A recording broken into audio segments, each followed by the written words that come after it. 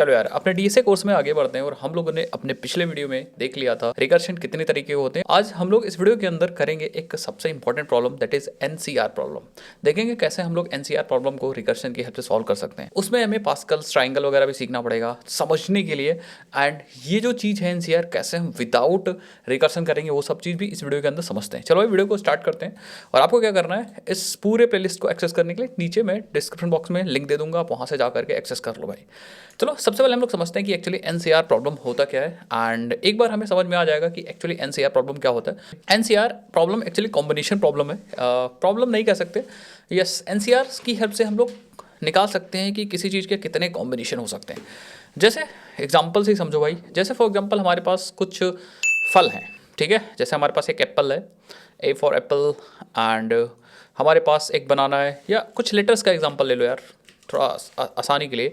हमारे पास एक लेटर है, एक सेट है, ठीक है, एक सेट है जिसमें एक ए है, एक बी है और एक सी है। ये हमारे पास टोटल नंबर ऑफ एलिमेंट्स हैं। टोटल नंबर ऑफ एलिमेंट्स मतलब एन, ठीक है। तो इसमें जो एन है ये यही रिप्रेजेंट कर रहा है कि कितने एलिमेंट्स हमारे पास हैं, टोटल नंबर ऑफ एलिमेंट्स। और ये आर है, मतलब कितने एलिमेंट्स को सेलेक्ट करना है, ठीक है, कितने एलिमेंट्स को इसमें से सेलेक्ट करना है। तो सपोज हमें ये निकालना है कि कितने तरीके से दो एलिमेंट्स को हम लोग सेलेक्ट कर सकते हैं। दो एलिमेंट्स या मतलब दो फ्रूट्स हैं या कुछ भी हो सकते हैं, दो एलिमेंट्स को हम लोग कितने तरीके से सर इसमें से सेलेक्ट कर सकते हैं। तो ये n is a total number of element and r is a जितने एलिमेंट्स हमें सेलेक्ट करने कितने तरीके से। अब ऐसा बोले तो इस फॉर्मूले से हमें पता चलता है कि number of ways to select items from total number of items. तो अब r अगर दो है तो दो मतलब कितने तरीके से हम दो एलिमेंट्स को सेलेक्ट कर सकते हैं इन इस सेट में से। ये हमारा सेट है। अब आप समझोगे अगर तो आप समझ जाओगे। जैसे फॉर एग्जांपल हम सेलेक्ट करना स्टार्ट करते हैं तो ए बी सी है, तो हम ए को और बी को सेलेक्ट कर सकते हैं, हम ए को और सी को सेलेक्ट कर सकते हैं। इसी तरह ए को छोड़ दें तो हम बी को और सी को सेलेक्ट कर सकते हैं। मतलब कुछ ऐसे कॉम्बिनेशंस बना सकते हैं। अब आप लोग कहोगे कि हमने ए बी लिया तो बी ए क्यों नहीं लिया। तो ये जो कॉम्बिनेशन है ये गलत है। अगर आप ऑर्डर चेंज कर दोगे तो फिर वो कॉम्बिनेशन नहीं रह जाता, फिर वो परम्यूटेशन वाली कैटेगरी में चला जाता है। मतलब ऑर्डर का ध्यान हमें रखना है परम्यूटेशन में। उसका फॉर्मूला होता है एन पी आर, और वो अभी हम यहाँ पे नहीं देख रहे हैं, हम यहाँ पे देख रहे हैं, हम यहाँ पे देख रहे हैं काम सिर्फ करें एनसीआर। दैट मीन्स हमें सिर्फ और सिर्फ कॉम्बिनेशन देखना है। तो इस चीज़ से हमें ऑर्डर का अभी यहाँ पे ध्यान नहीं देना है, हमें सिर्फ कॉम्बिनेशंस का ध्यान देना है। तो इस वाले एनसीआर फॉर्मूले से हम निकाल सकते हैं कि अगर हमारे पास टोटल नंबर ऑफ एलिमेंट्स 5 है तो उसमें से दो एलिमेंट्स को कैसे सेलेक्ट किया जा सकता है। बात को समझिए। अब इसका एक फॉर्मूला होता है, मैं नीचे आपको दिखाता हूँ। जैसे फॉर एग्जाम्पल किसी ने भी पूछा कि भाई एन सी आर मीन्स, तो आप डायरेक्टली ऐसा मत करिए मैनुअली, क्योंकि एन की वैल्यू बहुत बड़ी हो सकती है, सी आर की वैल्यू ऑब्वियस सी बात है एन से हमेशा छोटी होगी, बट हाँ बड़ी तो होगी एन बहुत बड़ा है। तो बार बार आप ऐसे तो कैलकुलेशन कर नहीं पाओगे। तो आपको एक फॉर्मूला दिया गया कि आप क्या करो, एन का फैक्टोरियल निकालो डिवाइडेड बाय आर का फैक्टोरियल निकालो एंड देन मल्टीप्लाई कर दो एन माइनस आर का फैक्टोरियल। ये आपका फॉर्मूला है जो ये दे देगा कि आप एन में से आर को कितने तरीके से, हाउ मेनी वेज, या कितने तरीके से सेलेक्ट कर सकते हो। अब बस आप फैक्टोरियल यहाँ पे कैलकुलेट करो और वैल्यूज़ को पुट करो और आपका काम हो जाए। वैल्यूज़ को पुट करो और आपका काम हो जाएगा, सिंपल सी बात है। तो इस तरीके से हम लोग किसी भी चीज़ का सेट ऑफ कॉम्बिनेशन निकाल सकते हैं। बस ध्यान आपको यहाँ पे रखना है कि n अगर 10 है, n इज़ 10, अगर इफ़ n इज़ 10 तो जो r होगा वो हमेशा n से बराबर हो सकता है, बट हाँ छोटा ही होगा, ठीक है। हमें सही चीज़ याद रखिए। कभी भी ऐसा तो होगा नहीं भाई कि अगर हमारे पास टोटल एलिमेंट्स हमारे पास अगर लेट सपोज 10 है तो आपको 11 एलिमेंट्स अलग सेलेक्ट करने उसमें से, तो ऐसा नहीं है, ठीक है। आप हाँ बराबर हो सकता है कि भैया आर में से आर को कितने तरह एन में से एन को कितने तरह के सेलेक्ट कर सकते हैं, ठीक है। तो एन और आर की वैल्यू बराबर हो सकती है, लेकिन फिर अगर बराबर होगी तब तो वैल्यू हमेशा 1 ही आएगी। तो हमेशा एन सी एन हमेशा 1 होती है, ये चीज़ याद रखिए, ठीक है। हाँ, तो ये चीज़ है। अब इसका प्रोग्राम कैसे बनाते हैं। इसका प्रोग्राम सिंपल सा हम दो तरीके से ऑब्वियसली बना सकते हैं। एक तो हम नॉर्मल इटरेटिव लूप का यूज़ कर सकते हैं और एक रिकर्शन का यूज़ कर सकते हैं। दोनों तरीके फटाफट देख लेते हैं, ठीक है, क्योंकि हो सकता है अगर आपको पहला ना आ रहा हो तो दूसरे में कन्फ्यूज हो। तो आपको क्या करना है, एक फंक्शन बना देना फॉर द फैक्टोरियल, जिससे हेल्प से आप एन का भी फैक्टोरियल निकाल लें, जिसकी हेल्प से आप आर का भी फैक्टोरियल निकाल लें। तो एक फैक्टोरियल नाम से हम फंक्शन बना लेंगे, ठीक है। एक फैक्टोरियल नाम से फंक्शन बनाएंगे जिसमें हम एन देंगे और एन का वो फैक्टोरियल हमें दे देगा। अब ऑब्वियसली बात, हम एन पास करके फैक्टोरियल निकाल सकते हैं, सेम फंक्शन में हम आर पास करके फैक्टोरियल निकाल सकते हैं, और सेम फंक्शन में हम एन माइनस आर पास करके फैक्टोरियल निकाल सकते हैं। एंड देन सिंपली हमें इन तीनों का रिजल्ट मिल जाएगा, तो हम इसके फैक्टोरियल को इसके फैक्टोरियल से मल्टीप्लाई कर देंगे एंड देन इससे डिवाइड कर देंगे। हमारा जो रिजल्ट होगा वो हमारा एनसीआर बन जाएगा। सिंपल सी बात है। रिकर्सन वाला भी तरीका हम लोग कर सकते हैं, ऐसी बात नहीं, रिकर्सन भी कर सकते हैं, बट हाँ इसको पहले कोड करते हैं देन हम रिकर्सन में मूव करते हैं। तो हम लोग गाइस क्या करते हैं, यहाँ पे एक क्लास बना देते हैं एनसीआर प्रॉब्लम को सॉल्व करने के लिए, रिकर्सन के अंदर ही बनाते हैं, क्योंकि रिकर्सन का भी यूज़ करने वाले हैं। तो क्लास बनाने से पहले एक पैकेज बना लेते हैं, सो दैट हमारा ये प्रोग्राम अलग ही रहे, एंड उसका नाम देते हैं एनसीआर। एंड एनसीआर में राइट क्लिक करेंगे और यहाँ पे क्लास बना लेंगे। सबसे पहले हम लोग नॉर्मल तरीका यूज़ करेंगे, दैट मीन्स कि हम यहाँ पे रिकर्सन यूज़ करने वाले। तो हम लोग क्या करते हैं, एनसीआर इटरेटिव ITR दे दूंगा, इसका नाम एनसीआर ITR डॉट जावा, तो ऑब्वियस ही बात आ जाएगा। एंड थोड़ा सा मैं क्या करता हूँ, हल्का सा एडिटर में चलते हैं एंड हल्का सा फॉन्ट को इंक्रीज कर देते हैं और इसको कर देते हैं 20, ठीक है, यस। सो हम लोग क्या करेंगे, सिंपली यहाँ पे सबसे पहले हम प्रोग्राम बनाएंगे। ऑब्वियस सी बात है कि हमें एक फैक्टोरियल का फंक्शन बनाना पड़ेगा। तो फैक्टोरियल का तो आप फंक्शन रिकर्सन से ही बना सकते हो और बिना रिकर्सन से बना सकते हो। तो मैं क्या करता हूँ, हम जो फैक्टोरियल बनाएंगे that will use a recursion technique. तो हम यहाँ पे यूज़ करेंगे फंक्शन टू फाइंड फैक्टोरियल। अब ये वाला चीज़ मैं बहुत बार बना चुका हूँ, तो आई थिंक आपको पता होगा। तो यहाँ पे एक फंक्शन होगा स्टैटिक जो रिटर्न कर रहा होगा फैक्टोरियल, एंड नाम होगा फैक्ट। इंटीजर एन का ये फैक्टोरियल रिटर्न कर रहा होगा, ठीक है। नाउ अब बात आती है कि अगर ऑब्वियस सी बात है एन की वैल्यू 1 हो गई, तो मेरा लिखने का तरीका हम रिटर्न कर देंगे 1। ऑब्वियस सी बात है 1 रिटर्न हो जाएगा, क्योंकि 0 का यहाँ कोई खेल नहीं है।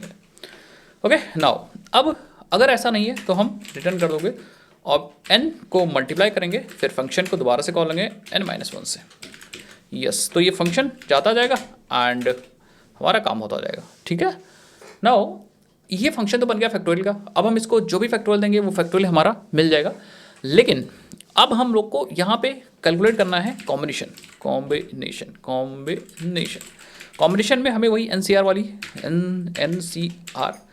वाला प्रॉब्लम यूज़ करना है, वही वाला फॉर्मूला यूज़ करना है। तो हम यहाँ पे यूज़ कर लेते हैं और स्टैटिक इंटीजर रिटर्न टाइप होगा एंड एनसीआर प्रॉब्लम का नाम होगा। इंटीजर एन ले रहे होंगे एंड इंटीजर आर ले रहे होंगे, ठीक है। अब यहाँ पे आप देखो दो कंडीशन बहुत ज़्यादा इंपॉर्टेंट है। सबसे पहली कंडीशन की अगर आर की वैल्यू एन से बड़ी है, जो कि हो नहीं सकती, तो हम लिखेंगे इफ़ आर की वैल्यू अगर एन बड़ी है, तो अब आप यहाँ से सिंपली हम रिटर्न कर सकते हैं 0। सबसे पहली कंडीशन, ठीक है, ओके, ठीक है। दूसरी कंडीशन अगर बाय चांस, अच्छा पहली कंडीशन से हमारा काम हो जाएगा क्योंकि बड़ी नहीं होनी चाहिए बस। उसके बाद हम यहाँ पे डायरेक्टली रिटर्न कर सकते हैं, क्या एक ही में कर सकते हैं। अदरवाइज हम क्या करें, सबसे पहले एक निकाल लें फैक्टोरियल, फैक्ट एन का फैक्टोरियल निकाल लो ऊपर वाले फंक्शन से, फैक्ट ऑफ एन, देन आप फैक्ट आर का निकाल लो, फैक्ट ऑफ आर, देन आप इंटीजर फैक्ट आर एन का निकाल लो, जो कि है फैक्ट ऑफ n-r। तो आर एन की जगह हम लोग क्या करते हैं, NR कर देते हैं, सो दैट कन्फ्यूज़न ना हो भाई, ठीक है। अब उसके बाद सिंपली हम निकाल सकते हैं आंसर, तो ठीक है। तो यहाँ पे चलते हैं एंड डायरेक्टली आप रिटर्न भी कर सकते हो। हम कहेंगे n फैक्टोरियल का जो था फैक्टोरियल n डिवाइडेड बाय, हम कहेंगे एक ब्रैकेट में कर दो दोनों, ठीक है। तो फिर फैक्टोरियल r हमें लेना है, फैक्टोरियल r, देन मल्टीप्लाई करना है, एक ब्रैकेट में और करेंगे फैक्टोरियल n-r, ठीक है। सो दैट्स इट, हमारा यहाँ पे आंसर कैलकुलेट हो जाएगा एंड अब हमारा निकल जाएगा यहाँ पे NCR। अब इसको हम लोग मेन क्लास के अंदर टेस्ट करते हैं, मेन मेथड के अंदर टेस्ट करते हैं। चलो यार, तो हम अपने प्रोग्राम को टेस्ट करते हैं। हमने यहाँ पे लिख लिया है, कुछ गलतियाँ हैं उसको सही कर लेते हैं। तो हमने यहाँ पे फैक्टोरियल n निकाला था, फिर फैक्टोरियल r निकाला था, और यहाँ पे हमें निकाला था फैक्टोरियल n-r, जो कि हमने n-1 कर दिया, टेस्ट करने से पहले इसको हम n माइनस आर कर देते हैं सो दैट हमारा रिजल्ट सही है। ठीक है, एक बार आप जरूर से चेक कर लिया करें कोई भी चीज़ टेस्ट कर रहे हो कि चीज़ें हमने सही की हैं गलत की हैं। ठीक है, अब हम यहाँ पे टेस्ट कर सकते हैं और हमें ये NCR वाला फंक्शन कॉल करना है। एक बार फंक्शन कॉल हो जाएगा तो हमें मतलब फंक्शन कॉल करते समय n की वैल्यू और r की वैल्यू प्रॉपर्ली पास करनी है। तो सपोज हमारे पास इंटीजर r की वैल्यू, अब मैं r की वैल्यू भी हार्ड कोड कर दे रहा हूँ और n की वैल्यू भी हार्ड कोड कर दूंगा। तो सबसे पहले n लेते हैं भाई। ठीक है, तो n सपोज हमें n की value total number of elements है हमारे पास 10 और इंटीजर r की वैल्यू है 10। बात जानबूझ के मैं n को r के बराबर कर रहा हूँ देखने के लिए कि रिजल्ट हमारा 1 आ रहा है कि नहीं आ रहा है। तो हम डायरेक्टली रिजल्ट को प्रिंट करते हैं स्ट्रिंग में रिजल्ट में हम यहाँ पे फंक्शन कॉल कर लेंगे NCR और n r को पास कर देंगे। That's it. अब हम अपने प्रोग्राम को रन करेंगे एंड आप देखोगे यहाँ पे कुछ गड़बड़ हो गई है। लेट्स सी क्या गड़बड़ हो गई है। ओके, सो आई थिंक यहाँ पे रिकर्सन चल रहा है, स्टैक ओवरफ्लो मतलब बहुत बार रिकर्सन चल रहा है। तो एक बार मैं चेक करता हूँ क्या दिक्कत है, एक बार लेट्स सी। तो ओके, सो आई थिंक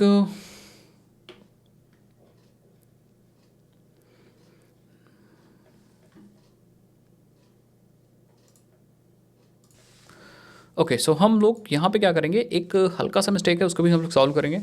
ये n डबल इक्वल टू 1 पे मैंने 1 रिटर्न किया बट n की वैल्यू 0 भी हो सकती है। तो यहाँ पे एक और कंडीशन लगाऊंगा कि अगर बाई चांस या फिर n कम होते होते 0 भी अगर हो गया तब भी हमें 1 ही रिटर्न करना है। तो फैक्टोरियल में यहाँ पे दोनों कंडीशन लगाना बहुत ज़्यादा ज़रूरी हो जाता है। अब अगर रन मैं करता हूँ तो आप देखोगे यहाँ पे आई थिंक हम लोग का आउटपुट सही आ रहा है, रिजल्ट 1 आ रहा है। अब हम इसको चेंज करके देखते हैं r की वैल्यू। सपोज r n को या n 10 है तो 10 में से हमें 5 एलिमेंट सेलेक्ट करना है, कितने कॉम्बिनेशंस बन सकते हैं। तो अगर हम यहाँ पे आपको दिखाएं तो आप देखो 252 कॉम्बिनेशंस बन सकते हैं। यस, ठीक है, आई थिंक सही होगा। अगर हम देखते हैं यहाँ पे 10 में से एक आइटम सेलेक्ट करना है, कितने कॉम्बिनेशन है, ऑब्वियस सी बात है एक ही कॉम्बिनेशन हमारे पास होगा। अगर हमें 10 एलिमेंट एक आइटम सेलेक्ट करना है तो 10 कॉम्बिनेशन बन सकता है भाई। पहला हो, दूसरा हो, तीसरा हो, चौथा हो, पाँचवा, छठा हो, सातवां, आठवां, नौवां, 10 में से 10 को 10 तरीके से सेलेक्ट किया जा सकता है, 10 कॉम्बिनेशंस बन सकते हैं। अगर 0 मतलब एक भी आइटम्स आई थिंक नहीं करना तो 1। हाँ ठीक है, परफेक्ट। अब हमारा आउटपुट सही आ रहा है। दैट मीन्स अब हमने ये प्रोग्राम बना लिया। तो हमारा जो अभी भी ये NCR वाला प्रोग्राम है वो इटरेटिव प्रोग्राम है, इट्स नॉट कि ये रिकर्सिव है। अब हमें इसको रिकर्सन से करना है तो हमें ये चीज़ भी समझनी पड़ेगी कि भाई रिकर्सन से कैसे सॉल्व करेंगे। एंड रिकर्सन को सॉल्व करने के लिए हमें यहाँ पे समझना पड़ेगा पास्कल्स ट्रायंगल। ठीक है, कि पास्कल्स ट्रायंगल कैसे बनता है, पास्कल्स ट्रायंगल कैसे बना सकते हैं और वहाँ पे NCR का क्या यूज़ है। ठीक है, तो आ जाओ पास्कल्स समझते हैं हम लोग। तो यहाँ पे सबसे पहले देखते हैं भाई पास्कल्स है क्या, पास्कल्स ट्रायंगल क्या है, कैसे बनता है, वो सारी चीज़ हम लोग समझते हैं, उसके बाद हम काम कर पाएंगे। तो Pascal's triangle basically, Pascal's triangle में हमारे पास सबसे पहला एलिमेंट पहले रो में 1 होता है। ठीक है, उसके बाद हमारे पास 1 दूसरे रो में 1 होता है। ठीक है, फिर तीसरे रो में क्या होता है कि ये जो चीज़ है ये एज इट इज़ बाउंड्री पे चलती रहती है। यहाँ पे यस 1 हो जाएगा। फिर यहाँ पे जो तीसरा एलिमेंट होगा वो इन दोनों का सम होगा, दैट मीन्स 1 + 1 2 आ जाएगा। एंड ये बाउंड्री पे अगेन इसका और इसका ये सम आ गया एंड देन बाउंड्री पे ये हमारा चलता रहेगा। तो इस तरह से पास्कल्स ट्रायंगल बनता है। अब एक रो में और आपको बना के दिखाता हूँ और आई थिंक आप समझ पाओगे। ठीक है, तो यस ये बाउंड्री पे चलता रहेगा 1 एंड यहाँ पे जो एलिमेंट आएगा that is plus of this and this, तो यहाँ पे 3 आएगा। फिर यहाँ पे जो एलिमेंट आएगा यहाँ पे plus of this and this and this, तो यहाँ पे 2 + 1 3 अगेन आएगा एंड बाउंड्री पे ये अगेन ऐसे चलता रहेगा। ठीक है, अब आप बता सकते हो क्या कि नेक्स्ट रो कौन सा होगा। ये पहला रो है, this is a first, this is a second and this is a third and this is a fourth. ठीक है, अगर नेक्स्ट की बात करें तो यहाँ पे 1 आएगा। देन हमारे पास यहाँ पे आने के लिए इसको सम करके 3 और +4। फिर क्या होगा कि यहाँ पे एलिमेंट आने के लिए इसका और इसका सम होगा 3 3 6 एंड देन यहाँ पे एक एलिमेंट आने के लिए यहाँ इसका सम एंड इसका sum, that means 3 1 4 and then boundary पे हमारा एलिमेंट चलता रहेगा। तो ये जो हमारी बन जाएगी दिस इज़ अ 5th रो। ठीक है, ये हमारी 5th रो बन जाएगी। 0 से काउंट करोगे तो ये 4th रो है, अदरवाइज ये हमारा 5th रो है। सो आई थिंक आप समझ गए मेरी बात, मैं क्या कहने की कोशिश कर रहा हूँ। इस तरीके से हमारा काम होता है पास्कल्स। ये हमारा है पास्कल्स ट्रायंगल। अब इसमें NCR का कहाँ यूज़ है, NCR का कहाँ यूज़ है ये देखो। NCR को समझने के लिए आप ऐसा समझो कि भाई हमारे पास जो पहली रो है उसका पहला एलिमेंट बना कैसे, ठीक है, how how does this element form, ये एलिमेंट कैसे आया, ये एलिमेंट हमारा कैसे आया। अगर ये एलिमेंट कैसे आया तो हम निकाल सकते हैं ये एलिमेंट कैसे आया, तो हम निकाल सकते हैं ये एलिमेंट कैसे आया, और फिर हम निकाल सकते हैं ये एलिमेंट कैसे आया, एलिमेंट कैसे आया। आपको कोई पैटर्न में ऐसा दिख रहा होगा कि ये 1 है, फिर 11 है, फिर 121 है, नहीं, ये ऐसा पैटर्न नहीं बना, ये फॉर्म हुआ है हमारे NCR, ठीक है। इसको समझ गए NCR, तो हम समझ गए कि हाँ पास्कल्स कैसे बनेगा। तो NCR को, इन NCR पहले फॉर्मूले को आप समझ लो, अभी तक भी फॉर्मूला नहीं समझे तो n जो ऊपर होगा तो n का फैक्टोरियल निकालेंगे, देन r का फैक्टोरियल निकालेंगे, and then n minus r का फैक्टोरियल निकालेंगे। इससे हम सॉल्व करेंगे तो हमें निकलेगा NCR। n और r की वैल्यू आप रखते जाइएगा इस फॉर्मूले में, एंड वैल्यू निकलती हमारे बेसिकली रिजल्ट निकलते जाएंगे। तो पहले रो की बात करें तो इस रो को हम मानेंगे 0, ठीक है। So this is a 0 row, and इस एलिमेंट को निकालने के लिए हम यूज़ करेंगे यही वाला फॉर्मूला। तो पहले को निकालने के लिए एग्जैक्टली हम पहले रो पे ऑब्वियसली बात है कि हमें 1 मिला, तो 1 कहाँ से आया, this 1 is from actually 0C0, R की वैल्यू भी 0 है और यहाँ पे N की वैल्यू भी 0 है, तो 0C0 हमारा आ जाएगा 1। फिर जब हम सेकेंड रो पे आएंगे, ऑब्वियसली बात है अगर हम इंडेक्सिंग 0 की बात करें, दैट मीन्स अभी हम फर्स्ट रो पे हैं, तो यहाँ पे फर्स्ट रो पे हमारा n की वैल्यू होगी 1, जो रो हो n की वैल्यू वही होगी, तो NC0 and NC1, that means ये चल रहा है भाई 0 से लेके n तक का चल रहा है, तो ऑब्वियसली बात है n हर रो पे बदल रहा है, तो अगर हम इसकी वैल्यू कैलकुलेट करें तो ये आएगी, इसकी वैल्यू कैलकुलेट करें तो ये आएगी। फिर अगर हम यहाँ पे आते हैं तो अगेन इस ये रो है ऑब्वियसली कौन सी, ये है सेकंड रो, क्योंकि हम 0 से काउंटिंग कर रहे हैं, तो यहाँ पे फिर हम 2C0 फिर 2C1 एंड देन यहाँ पे 2C2, तो 2C2 हमेशा 1 होता है, एंड 2C0 0, R की वैल्यू 0 है तो वो 1 ही होगा हमेशा, एंड 2C1 2 होगा। आप इस फॉर्म में पुट करके देख लीजिए इस वाले वैल्यू को। देन अगेन हम यहाँ पे 3 आ गए, तो 3C0 1 हमेशा होगा, 3C1 3, एंड देन हमारे पास 3C2 एंड देन 3C3 1। फिर अगेन हम फोर्थ रो पे आ चुके हैं, तो यहाँ पे n की वैल्यू 4 हो जाएगी, तो 4C0 4C1 4C2 4C3 and 4C4। इस हिसाब से हर रो पे NCR चलता जाएगा, और NCR अगर चलता जाएगा तो उस हिसाब से हम हर एक रो पे जाके हर एक एलिमेंट की वैल्यू निकाल सकते हैं इस पास्कल्स ट्रायंगल में।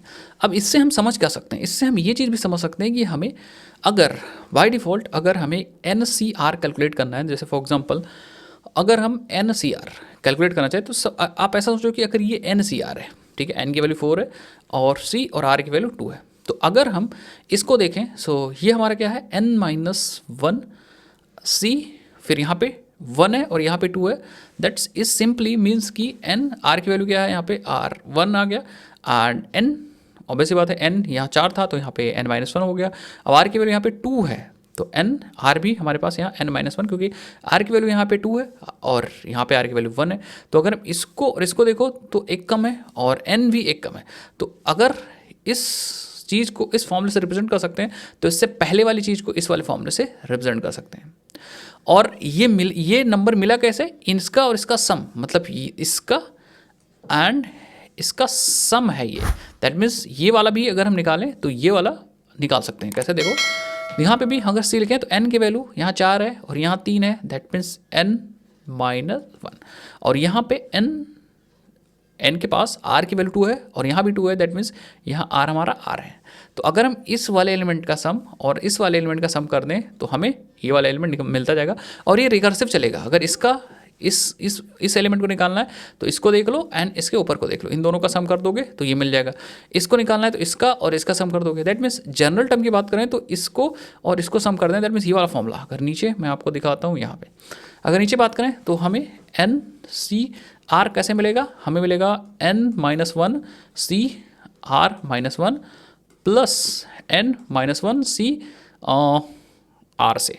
अगर हम इसका सम कर देते हैं, मतलब ये बेसिकली हमारा फॉर्मूला है, तो फॉर्मूला बन गया, ये रिकर्सिव चलेगा भाई, ठीक है, ये रिकर्सिव चलेगा। तो अगर हमें कभी भी NCR निकालना है तो हम रिकर्सिवली n-1 r-1 निकाल लें, प्लस कर दें n-1 CR से, तो हमारा निकल जाएगा फॉर्मूला। ये हमारा निकल जाएगा NCR। तो इस वाले चीज़ से हम निकाल सकते हैं अपना बेसिकली बना सकते हैं रिकर्सिव फंक्शन। और हम क्या करेंगे, हम फंक्शन को इसी से कॉल कर लेंगे। मतलब अगर हमें ये निकालना है तो NCR, n की जगह ये पास कर देंगे, r की जगह पास कर देंगे, प्लस n की जगह n-1 पास कर देंगे, c की जगह r पास कर देंगे, और CR यहाँ पे r की जगह r पास कर देंगे, r सेम है। तो इस तरह से हम अपना रिकर्सिव फंक्शन लिख सकते हैं। रिकर्सिव फंक्शन को बहुत आसानी से लिख सकते हैं। जैसे फिबोनाची में था, फिबोनाची कॉल करते थे तो n-1 पास कर देते थे, फिर प्लस के साथ फिबोनाची में n-2 पास कर देते थे। उसी तरह यहाँ भी अगर हमें NCR फंक्शन बना लेंगे तो फिर हम उसी फंक्शन को कॉल करके n की जगह n-1 पास कर देंगे और r की जगह r-1 पास कर देंगे, प्लस n की जगह n-1 पास कर देंगे और r की जगह r पास कर देंगे। ठीक है, सो लेट्स राइट, इसको लिखते हैं और फिर हमें समझ में आएगा कि कैसे करना है हमें।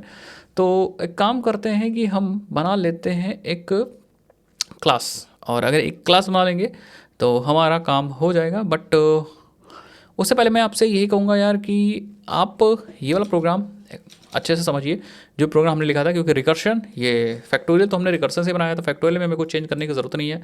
बस हमें क्या करना है, ये जो कॉम्बिनेशन, ये जो NCR वाला हमने फंक्शन बनाया था with the help of loop, उसको हम चेंज करेंगे और यहाँ बनाएंगे NCR को with the help of recursive function. ठीक है, चलो देखो हम कहेंगे, ठीक है, हम स्टैटिक इंटीजर, ठीक है, एंड लॉन्ग ले लो यार, लॉन्ग ले लो इफ़ यू वांट, तो आप लॉन्ग लिख सकते हो, NCR recursive and integer n होगा, इंटीजर r होगा। ठीक है, सिंपली हम कहेंगे अगर बाई चांस r की वैल्यू 0 हो जाती है या फिर r की वैल्यू n हो जाती है, तो दोनों केस में अगर r होता है 0 होता है या फिर 1 होता है। अगर आपको दिखाऊं ये वाला केस, ठीक है, इसमें आप बाउंड्री को चेक करिए, बाउंड्री मतलब इसको चेक करिए। ठीक है, दोनों बाउंड्रीज को देखिए, इस वाली बाउंड्री को देखिए और इस वाली बाउंड्री को देखिए। इन दोनों बाउंड्री में जो r है वो n के बराबर है, r है n के बराबर है, r है n के बराबर है, r n के बराबर है। इसमें r है वो 0 है और इन दोनों केस में वैल्यू 1 होगी, तो हमें कुछ ज़्यादा करने की यहाँ पे ज़रूरत नहीं, कुछ भी ज़्यादा करने की ज़रूरत नहीं। यहाँ सिंपली हमें रिटर्न करना है 1, एज सिंपल एज दैट। तो पहला केस हो गया, ठीक है, मतलब पहला हमारा बेस केस हो गया। उसके बाद बाय चांस अगर r की वैल्यू n से बड़ी हो जाती है तब तो कोई टेंशन ही नहीं है, हमें सिंपली रिटर्न कर देना है 0, रिटर्न 0 कर देना है। ये हो ही नहीं सकता, this case is not possible, मतलब r कभी भी n से बड़ा हो ही नहीं सकता। r 10 है तो 10 से ज़्यादा 11 नंबर ऑफ वेज सेलेक्ट करने को हो ही नहीं सकते, तो आप ऐसा कर सकते हो। एंड थोड़ा सा और सही करने के लिए ये ब्रैकेट एक स्टेटमेंट के लिए ज़रूरी नहीं है, तो इस ब्रैकेट को हटा सकते हो, कोई दिक्कत नहीं है। लास्ट केस अगर ऐसा नहीं है तो हमें कैलकुलेशन करना है, तो अगेन हमें कैलकुलेट करना है NCR, ठीक है, और NCR कैलकुलेट करने के लिए we are going to use this formula, ये वाला फॉर्मूला जो हमने बनाया। हम रिकर्सिवली कॉल करेंगे इसको, n की जगह n-1 और r की जगह r-1। कैसे, हम अगेन अपने फंक्शन को NC रिकर्सिवली वाले कॉल कर लेंगे, n-1 एंड यस r की जगह r-1 प्लस, आप यहाँ पे चेक करो फिर से दोबारा, अब प्लस के साथ n की जगह n-1 होगा बट r की जगह r ही रहेगा, तो हम कहेंगे ठीक है NCR रिकर्सिव n-1 ही रहेगा, r की जगह r रहेगा, एज सिंपल एज दैट। बस ये कॉल होता जाएगा रिकर्सिवली और हमारा कैलकुलेट हो जाएगा NCR। तो यस हमारा काम हो गया। दिस इज अ फंक्शन या this is recursive function to calculate combination और हमारा काम हो जाएगा। इसको भी ट्राई कर लेते हैं। तो हमें ट्राई करने के लिए क्या ही करना है भाई, ट्राई करने के लिए सिंपली यहाँ पे NCR रिकर्सिव रखना है बस, एंड 10C 0 देखते हैं क्या हमारे पास 1 आउटपुट आता है, लेट्स सी। तो यस हमारे पास रिजल्ट 1 आ चुका है, एंड 10C 10 चेक करते हैं, देखते हैं क्या हमारे पास 1 रिजल्ट आता है, तो लेट्स सी 1 रिजल्ट आ रहा है। हम देखते हैं यहाँ से कोई एलिमेंट्स चेक करो, देखते हैं भाई 4C2 मतलब 4n है एंड 2 हमारा r है। सो लेट्स सी कि हमारे पास क्या 6 आता है, 4C2 यस 6 आ रहा है, 4C3 4 आना चाहिए, 4C3 हमारे पास 4 आना चाहिए। सो आप देखोगे यस दैट मीन्स ये हमारा प्रोग्राम परफेक्टली चल रहा है। तो इस तरह से हम लोग बेसिकली निकाल सकते हैं कॉम्बिनेशन, एंड कॉम्बिनेशन का फॉर्मूला पता होता है, उसी की हेल्प से हम रिकर्सिव फंक्शंस को क्रिएट कर सकते हैं। ये रही काम भाई हमारा, दोनों तरीके से मैंने आपको सिखा दिया कि कैसे कर सकते हो। क्या आप ये पास्कल्स ट्रायंगल अब प्रिंट कर सकते हो? ठीक है, लेट्स सी कितने लोग प्रिंट करते हैं। एंड मैंने पूरा समझा दिया लॉजिक, बस आपको प्रिंट करना है। एन सी आर आप निकाल ही लोगे, और आर निकालोगे तो हर एक रो पे जाके क्या आप प्रिंट कर सकते हो इसको? लेट्स सी देखते हैं कितने लोग प्रिंट करते हैं, और कमेंट सेक्शन में बताइएगा कि कैसे आपको पास्कल्स ट्रायंगल मतलब प्रिंट करना आया कि नहीं आया। बात रही कॉम्प्लेक्सिटीज़ की, तो कॉम्प्लेक्सिटीज़ में जो लूप इटरेटिव का तो आप कॉम्प्लेक्सिटी निकाल लोगे, एंड हमने यहाँ पे कॉम्प्लेक्सिटी आपको ये निकालना नहीं बताया कि रिकर्शन की कॉम्प्लेक्सिटी कैसे निकालते हैं, तो आई थिंक उसके नहीं निकल पाओगे। बट हाँ, लूप जो यहाँ पे लग रहा है, जैसे फॉर एग्जांपल हमारे पास यहाँ पे जो रिकर्सिव नहीं था, हमारे पास ये वाला फंक्शन, इसका निकाल सकते हो, एंड बाकी का निकाल सकते हो। बट रिकर्शन अभी हम लोग को, रिकर्शन का हमने बताया नहीं आपको कैसे कॉम्प्लेक्सिटी निकालना, तो हम लोग बाद में डिस्कस करेंगे कि कैसे हम लोग कॉम्प्लेक्सिटी रिकर्सिव फंक्शन का या रिकर्शन का कॉम्प्लेक्सिटी फेच कर सकते हैं। रिकरेंस रिलेशन वगैरह हमें देखना पड़ेगा उसके लिए। तो आई थिंक इतना इस वीडियो के अंदर समझ गए कैसे लॉजिक्स बनाते हैं, एंड नेक्स्ट वीडियो के अंदर हम एक क्वेश्चन और करेंगे तगड़ा सा। एंड अगर आपको वीडियोस अच्छी लग रही तो यार कमेंट सेक्शन में लिखना मत भूलिएगा। और हाँ यार, पूरी सीरीज़ की लिंक मैं नीचे दे दूंगा, आप जाके एक्सेस कर लीजिए, साथ ही साथ में सोर्स कोड मिल जाएगा, और वहाँ पे आपको नोट्स भी अपडेट कर दूंगा। ओके, चलो भाई, मिलते हैं नेक्स्ट वीडियोज़ के अंदर। तब तक के लिए जय हिंद, जय भारत, बाय बाय।